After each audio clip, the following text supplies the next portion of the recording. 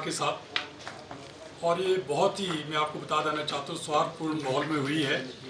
हमने अपनी बात रखी सरकार के सामने, क्या वो परिस्थितियाँ थी कि हमें बाहर जाना पड़ा अपनी मांगों को लेके, वो पूरी विस्तार पूर्वक चर्चा हुई है। और शीघ्र ही माननीय मुख्यमंत्री, जैसे कि आप जानते हैं, थोड़े अस्वस्थ हैं, जैसे ही वो स्वस्थ हो जाएंगे उनके साथ फिर अगली वार्ता होगी। आज किसके साथ बातचीत हुई, थोड़ा विस्तार से आप बता दीजिए, किन किन क्या क्या मांगे उठी, क्या क्या हुआ क्या? देखिए, ये सरकार के साथ ही वार्ता थी, क्योंकि माननीय मुख्यमंत्री स्वयं तो आ नहीं सकते थे, क्योंकि उनका स्वास्थ्य ठीक नहीं है। तो उन्होंने, उनके जो सेक्रेटरी हैं, सेक्रेटरी टू सीएम आदरणीय श्री राकेश कंवर जी, उनके साथ, और एडमिनिस्ट्रेशन, उनके साथ हमारी आज वार्ता हुई। सेक्रेटरी एडमिनिस्ट्रेशन, उनके साथ वार्ता हुई। और हमने जो पहली मांग रखी, जैसे कि हमने पहले भी कहा था, किसी भी जो समस्या का जो समाधान है वो संवाद होता है। तो आज जैसे ही वार्ता शुरू हुई, तो हमने, पहली हमारी कंडीशन थी कि जो प्रिविलेज मोशन और मेमो दिए गए हैं उनको वापस लिया जाए, उसके बाद ही फिर हम वार्ता कर सकते हैं। तो उस पर कंवर साहब ने कहा कि ठीक है, हम इस पर विचार करेंगे, जो भी है हम पूरी स्थिति से माननीय मुख्यमंत्री को अवगत कराएंगे और हम आगे की कार्रवाई तदनुसार करेंगे। हमने जो, जहाँ तक मांग का संबंध है, हमने सरकार से मांग की है कि जो 3 किस्तें महंगाई भत्ते की ड्यू है, और चौथी जो भी 1 जुलाई से ड्यू होने वाली है, और शीघ्र मुझे लगता है 25 तारीख को, जैसे कि केंद्र में कैबिनेट की बैठक है, हो सकता है चौथी किस्त दे। तो हमने सेक्रेटरी साहब से अनुरोध किया है कि हमारे माननीय मुख्यमंत्री तक हमारी जो है बात पहुंचा दें कि कम से कम 2 इंस्टॉलमेंट जो है, 2 इंस्टॉलमेंट जो है ना, हमें डीए की दे दी जाए। तो कब तक आपको आसार है, कब तक ये डीए मिल जाएगा? और क्या आपका आंदोलन, अब क्या जनरल हाउस आपने परमानेंट स्थगित कर रखा है या कुछ समय तक के लिए? अब आपका महासंघ का क्या रुख रहेगा? नहीं, देखिए, जैसे कि आज वार्ता हुई है, वह आश्वासन दिया गया है कि बहुत जल्द जो है, जैसे ही माननीय मुख्यमंत्री स्वस्थ हो जाते हैं, उनके साथ वार्ता होगी। और उसमें जैसे डीए एरियर है और साथ में पे स्केल एरियर है, उस पर भी पूरे विस्तार से चर्चा होगी। और हमें पूरी उम्मीद है कि माननीय मुख्यमंत्री महोदय जरूर हमें कुछ न कुछ देंगे। सर, जिस तरह प्रदेश में आर्थिक हालात ठीक नहीं है, बार बार मुख्यमंत्री भी मंचों से यही बात कह रहे हैं, अगर मुख्यमंत्री आप लोगों को भी मध्यस्थता करने के लिए कहते हैं कि प्रदेश की आर्थिक स्थिति खराब है, तो ऐसे में आप भी वो बात मानेंगे या फिर आपके पास कोई और ऑप्शन नहीं? जैसे कि अभी कुछ दिन पहले ही माननीय मुख्यमंत्री ने कहा कि आर्थिक स्थिति हमारी खराब नहीं है, तो लेकिन फिर भी अगर वार्ता में वो कहते हैं कि अभी हम डीए देने की स्थिति में नहीं, या एरियर देने की स्थिति में नहीं है, तो हम उन्हें बताएंगे, उन्हें सुझाव देंगे कैसे डीए दिया जा सकता है या कैसे एरियर देना है, तो हम उनका पूरा सहयोग देंगे।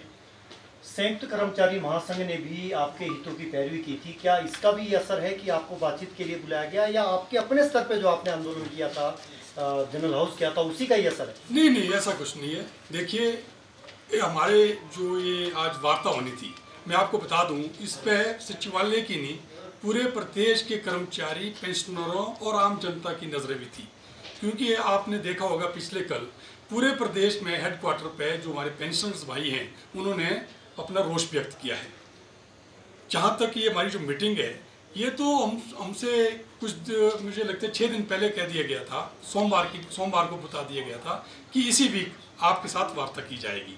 अब जबकि आज माननीय मुख्यमंत्री स्वस्थ हो गए, इसीलिए उन्होंने अपने सेक्रेटरी से कहा कि वो उनके बिहाफ पे हमारे से वार्ता करें। और वो जो वार्ता आज हुई है, बड़ी सार्थक हुई है, और हम बड़े सकारात्मक तरीके से देख रहे हैं कि जरूर माननीय मुख्यमंत्री हमें कुछ न कुछ देंगे। आप कह रहे थे कि प्रदेश भर के कर्मचारियों के फोन आपको आ रहे थे, उनका जो उनकी मांगे थी, आपके बहाने वो सारी मांगे उठ रही थी, हालांकि जनरल हाउस आपने बुलाया था।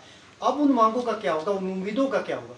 नहीं, वही तो हमारी मांगे हैं जो पूरे प्रदेश के कर्मचारी या पेंशनर की है। हमारी क्या मांगे, मुख्य मांगे हमारी वही है कि डीए की किस्त दी जाए, डीए एरियर दिया जाए, जो हमारा 21 महीने का पड़ा सरकार पर, पे स्केल एरियर वो दिया जाए। यही मांगे पूरे प्रदेश के कर्मचारी पेंशनर की है, वही हमने हमारी आज मुख्य मांगे थी।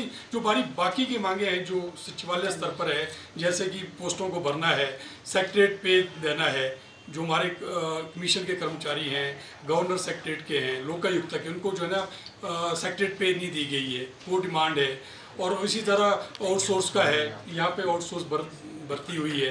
इसी तरह कॉन्ट्रैक्ट का है। वो जो हमारी दूसरी मांगे है उस पर हमारे को आश्वासन दिया गया है कि इसका जो है 15 दिन के अंदर हमारी मुख्य सचिव महोदय के साथ वार्ता होगी और उसमें छोटे छोटे जो इशू है रिजॉल्व किए जाएंगे। कर्ची पर आपने तो उसमें कहा है, सरकार की तरफ से यह पक्ष आया कि हम इसमें अब बहुत 2-3 दिन में जो इसमें अपने साथ वार्ता करके इसमें कोई समाधान और निकालेंगे। सर प्रिविलेज मोशन को लेकर ही सवाल है। जब हमने राजेश धर्माणी से बात की तो उन्होंने कहा कि सचिवालय के कुछ चंद नेता है जो अपनी राजनीति चमकाने के लिए इस तरह के आंदोलन कर रहे हैं और प्रदेश के नेताओं की इसमें इन्वॉल्वमेंट नहीं है। How do you respond that?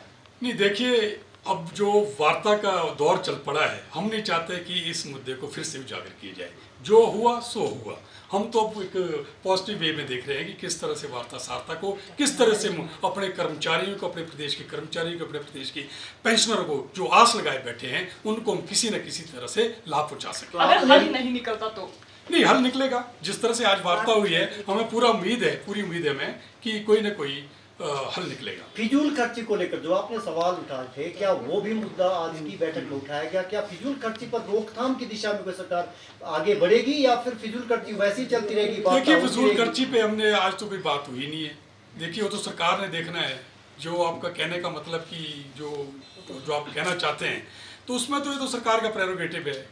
तो इसमें हम आपका कुछ नहीं टकराव ही सरकार से इसी मुद्दे पे हुआ? नहीं, हमारा टकराव तो डी और एरियर पे हुआ था, जो मुख्य था हमारा टकराव था। ये तो क्या कि बीच में कुछ परिस्थिति ऐसी बनी तो इसलिए हो गया टकराव। अब ये है तो परिवार है हमारा, ठीक है ना?